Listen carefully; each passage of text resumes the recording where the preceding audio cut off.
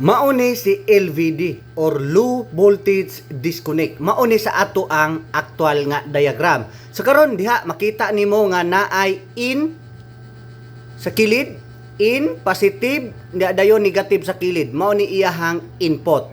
Dayon out na out diha makita nimo negative, positive sa babaw.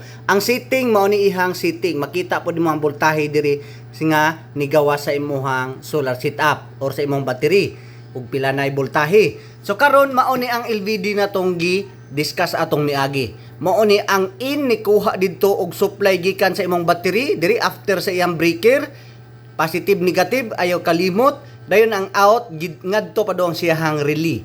Kay ang purpose ana niya siya magsugo kung kanus-a iyahang putlon ang usa ka linya padong didto sa imong inverter para protektahan si battery nga dili magsigi og ka-drain. Depende sa imong battery ug depende sa imong setting diri sa imong LVD kung kanus-a nimo gustong i-cut off ang pagkuha diri sa voltahe sa imong battery diri naana sa setting sa imong LVD. Ug kanus-a niya suguon si relay usa putlon or i-off ang pagkuha or pagkonsumo diri sa imong battery paong pod si inverter nga katong gamay nimo pang kuan ra ni ha small setup. So okay unta nakasabot mo.